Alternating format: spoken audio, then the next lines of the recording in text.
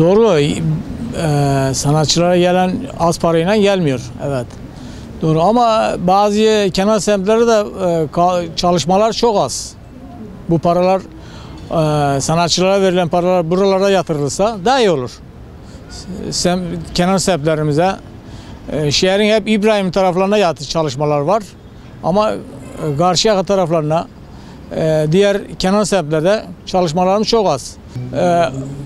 10-15 tane sanatçının ara ara gelmesi lazım. Mesela hep birlikte gelmesi. Niye diğer aylarda gelmiyor da hepsi fıstık festivaline geliyor? Niye o kadar masraf? Biraz da masraf çok olur tabii. Az paraya gelmiyor sanatçılar. Onlar o çalışması yapılmadansa diğer daha düşkün halkımız var. Fakir halkımız var. Şimdi bizim Türkiye'nin o kadar çok büyük sorunları var ki, onun yanı sıra öyle bir çember içine alınmışız ki, o kadar dertlerimiz, sıkıntılarımız var ki. Bunlar ne ya? Ben de sanatçıyım kardeşim. Benim de bestelerim var. Ben çıkmıyorum, söylemiyorum ya. Yani gerçekten gerek yok bunlara ya. Bizim sorunumuz şimdi biz kendimizi nasıl kurtarırız? Şimdi sanatçı zamanı mı ya? Bence yanlış bunlar kardeşim ya. Ben karşıyım. Fıstık Festivali daha ben bu sene görüyorum. Ben de fıstıkçıyım, benim de var bu köyde. Karadeniz'de fındığın şeyini bakanları, milletvekilleri her zaman reklamlarını yapıyorlar. Bizim Gaziantep fıstığının reklamını burada 3 tane bakanımız var. 9-13 tane milletvekilimiz, 3 tane 4 tane bakanımız var AK Parti'den. Bir günden bugüne Gaziantep'in çiftçinin sorunlarını dile getirmemişlerdir ve fıstıklarının değerini piyasaya sürmemişlerdir. Kıymetli, iyi, kötü yani şeylerini açıklamamışlar. Karadeniz'de milletvekilleri fıstığın gıdasını, yararını, her şeyini söylüyorlar. Bizim bakanlarımız bir günden bugüne çiftçinin fıstığının adını ve fiyatını, değerinin, kıymetinin ne olduğunu, neye yaradığını açıklamamışlardır. Onları çağırıyorlar, zanaatçıları falan şey yapmak için, yani toplumunu kazanmak için onu yaptılar. Çiftçiye verseler daha iyi olur, çiftçi daha genleri sever. Köylü kısmı ne kadar devletten hizmet görürse, yardım görürse o kadar da devlete yardım şey olur, yani sevgisi olur. Dışarıdan getirilen sanatçılara karşıyız. Gaziantep'li sanatçılarımıza sahip çıkmamız lazım. Çok kaliteli sanatçılarımız var Gaziantep'te, müzisyenler bazında diyorum yani. Evet. Bunlar, bu ses sanatçıları düğün salonlarından çıkmalı, kendilerini geliştirmeli, dışarıdan gelen sanatçıların buraya gelmesine mani olmalı yani. Yani ne olduğu belli olmayan sanatçılar gelip Gaziantep'te konser veriyor. Yani bizim problemlerimiz çok. Çözülmesi gereken problemler çok. Tabii bunları çözebilmek için de liyakatli insanlara ihtiyacımız var bizim yani. İşini seven, devletini, milletini seven liyakatli insanlara ihtiyacımız var. Bu festivallerin haricinde daha çok milletin hizmetine olan öncelikle bu altyapı sorunu, yol ve bu gibi sorunların şey yapılması lazım, yapılması lazım. Ve bunların haricinde daha milyonlarca atama bekleyen insanlar var.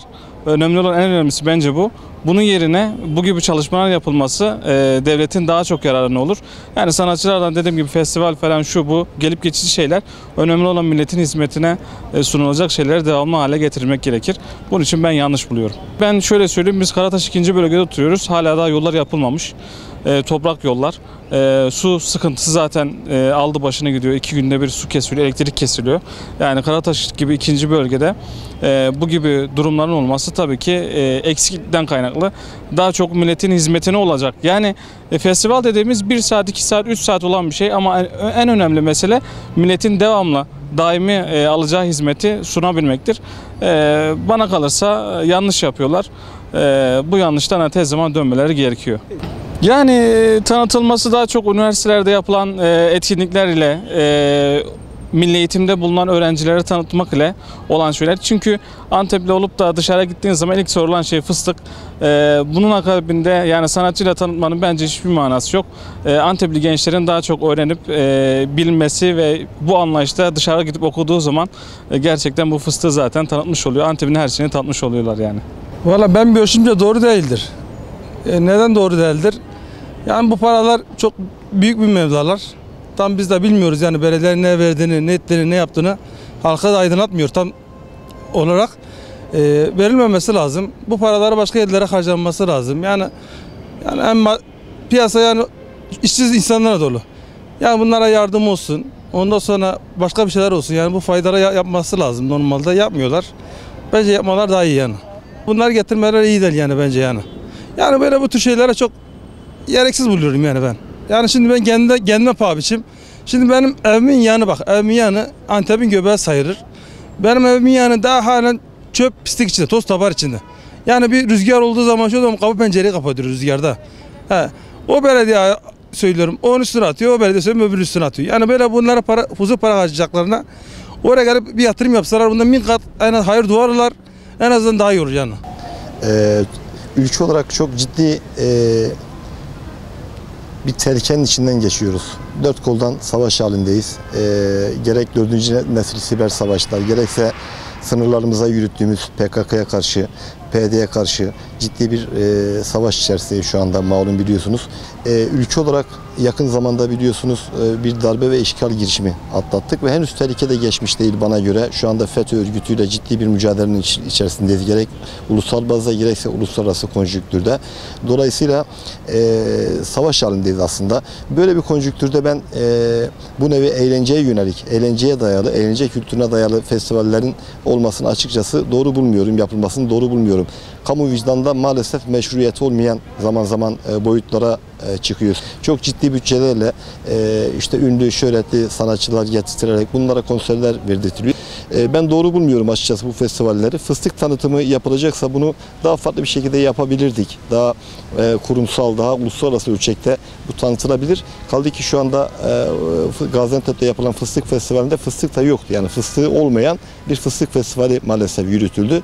İkinci bir bölümse madem bu yapılacak idiyse Gaziantep'te biliyorsunuz yerel sanatçılar, yazarlar, yerel entelektüel insanlar var. Bunlardan faydalanılmalıydı. Bunlardan katkı alınmalıydı düşünüyorum. Çünkü bu yerel sanatçılar, işte yazarlar, çizerler bu nevi festivallerde kendilerini gösterme, kendilerini tanıtma imkanı buluyorlar. Hem de çok ucuza, maliyetleri çok ucuza gelebilecek bir bütçeyle bu yapılabilirdi. Dolayısıyla bence yerinde ve zamanda olmamıştır. Yarı çıplak vaziyette bir sanatçının gelip de, gerçi bilmiyorum buradaki konsere ben gitmedim öyle miydi ama farklı yerlerde yapılan konserler var. Gerçekten işler acısı yani festivallerde. Çünkü halkın değerleriyle, manevi inançlarıyla, örfüyle hiç uyuşmayan şekilde ne bileyim sunumlar yapan, adeta insanların gözlerine hitap eden, çok şehvevi duygulara hitap edebilecek şekilde gösteriler yapan belediyeler de oldu. Yani bunlar yanlış tabii. Yani daha farklı şekilde tanıtmanın bir yolunu bulmak lazım. Yani halkın inancıyla biz Müslümanız. Müslüman bir ülkeyiz. Dolayısıyla bizim inançlarımıza, örf ve geleneklerimize, göreneklerimize daha uygun, daha içselleştirebileceğimiz şekilde bir tanıtımın yapılması lazım. Yani illa her tanıtımda sanatçılar türkü söylemeyebilir. Yani birkaç sanatçının gelip türkü söylemesi veya İstanbul'dan 3-5 ünlü artistin gelip burada boy göstermesi bir ürünün çok iyi tanıtıldığı anlamına gelmez. Yani fıstık dediğimiz zaman bugün İran maalesef fıstık aslında Gaziantep'in öz malıdır ama İran uluslararası arenada bugün dış dünyaya en fazla pazar bulan, fıstık satan ülkedir. İran fıstığı bütün dünyada alıcı bulmaktadır. Amerika'da olsun, İngiltere'de olsun Gaziantep fıstığını kimse bilmiyor bile. Yani bunu bu şekilde festivallerle, sanatçılar getirerek, türkü söyletirerek bu festivaller amacına ulaşmaz.